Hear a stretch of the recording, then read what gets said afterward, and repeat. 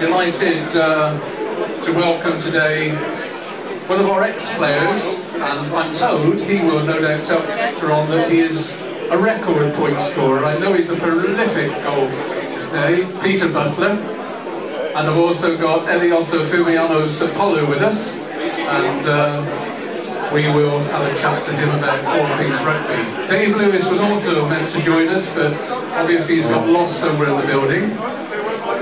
Just before we start, can I also remind you that after today's match in the Shogun bar, we will have a singer, Jamie Louise, who sings a load and a wide range of music. You'll recognise all of the songs that she sings.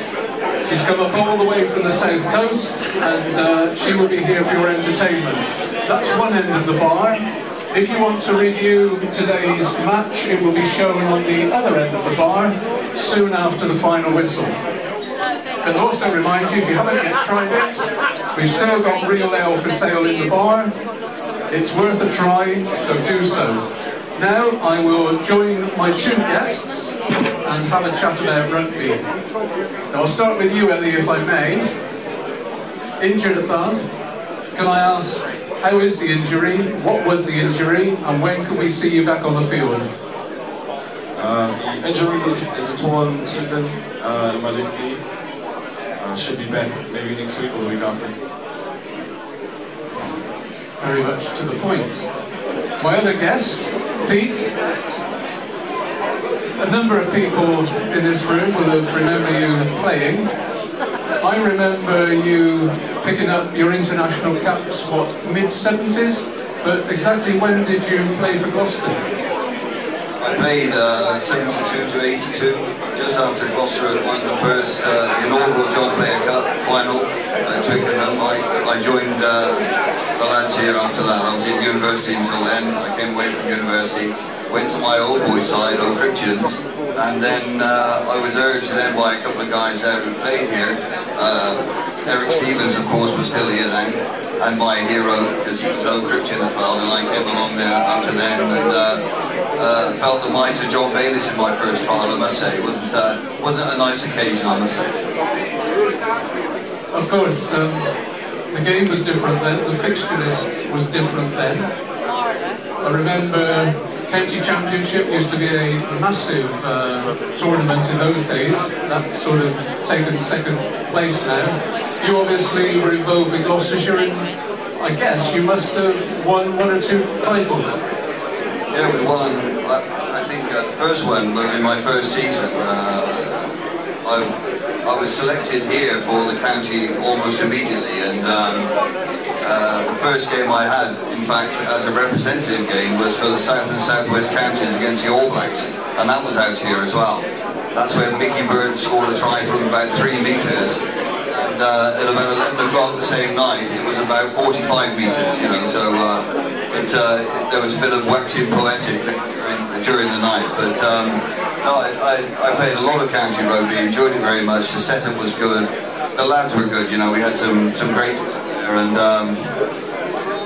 we won some, you know, pretty key games, and I think it was Lancashire, I think in those days, were our biggest enemy on the pitch, and the first game I played in their final was in fact against Lancashire, Bristol. We lost that about 17-12, I think, but it paid some dividends later when we won a few against them in the final. One question I must ask before we move to matters at Kingsholm today. Were you born too early?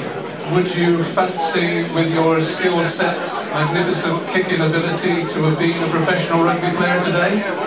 I'm not sure really. I think the lads I played with in those days, I think, you know, the Burtons, the Watkins, the Bob Clues I see sat down there having a smile.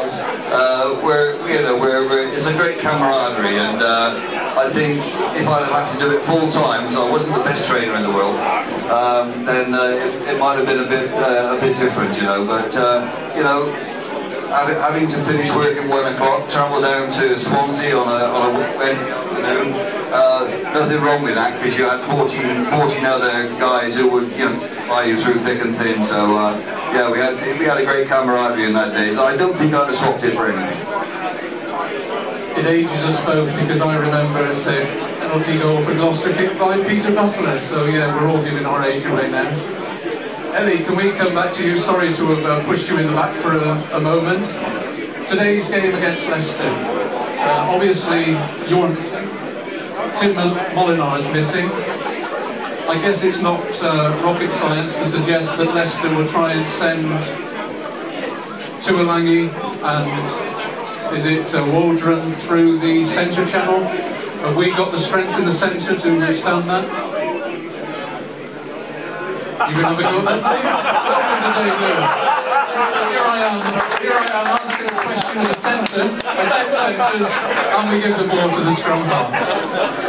Don't forget to push the switch up at the front, Dave. He hasn't told you that, has he?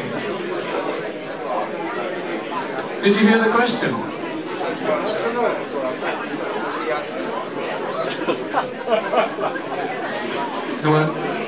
Hey, I think Trent and Johnny, they'll be fine in the sense that they're good tacklers themselves. I think everyone just sees all their tackle ability because they're so good at that, and they sort of forget how good they are in defence. And I think they'll be pretty up for this, because obviously Leicester at home is, if not the biggest match, one of them, and they'll be looking forward to it. And they've been looking forward to it all week, so I don't think they'll have any problems there. Whilst you've got the microphone, Dave, I'm taking it that due to your tremendous form, you must be suffering an injury today, not rotation. Are you injured? Not really. I picked up a bit of back spasm in the week leading up to Harlequins, and after the match it got a bit sore, and I struggled with it a bit this week. And they just decided, like with Rory playing so well before he got injured, that there's no point risking it when you've got someone of the calibre of him, so that's why I'm sitting here today. Right, if you could give the microphone back to Ellie, I'll ask him a question about scrum halves. Ellie, a couple of matches recently, the yellow cards have got in the way.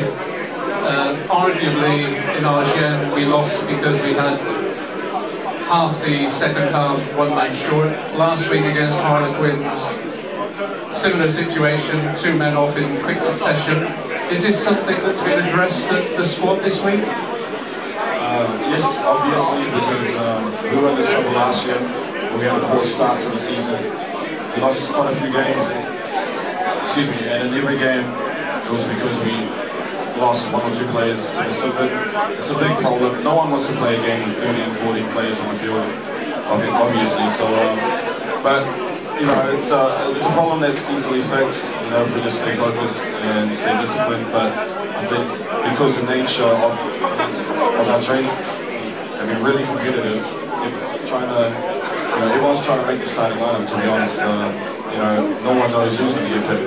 I think after Nicky Robinson and Mike Tindall were dropped for the Wasps game, no one's taking the points in this team. So I think everyone's getting really competitive, and maybe we're pushing the mark on the field, and that's something that we really need to address. But in terms of competition, we need to keep that going within the squad. And just about Johnny and Trinda, I'm actually the biggest fans.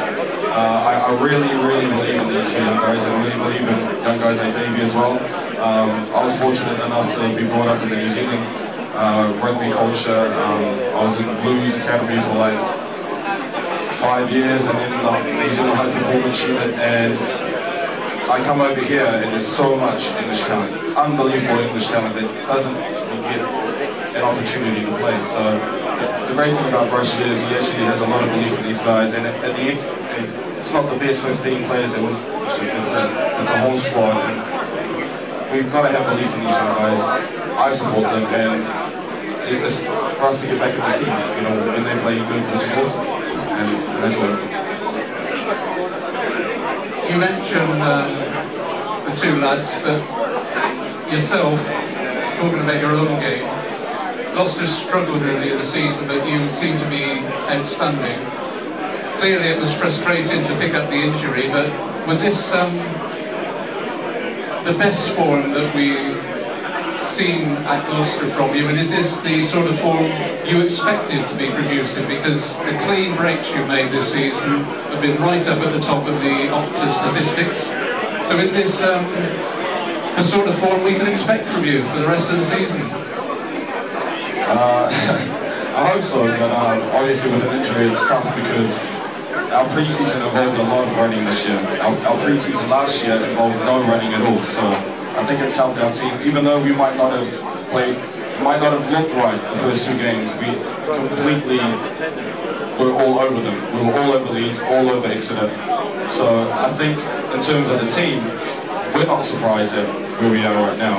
If anything, obviously we should be maybe 5-1. But in terms of my own personal form, it's about the team building an environment where we're competing against each other. In trainings, I'm always trying to tell Trent, mate, if you think you can, I really want to be challenged, and I'll challenge you, and we make each other better. So for me to be a good player, I want Davey to be a good player, I want Trent to be a good player. So they're putting pressure on me, I put pressure back on them. So in terms of my individual form, it's a whole team thing, and the team benefits, and then I benefit.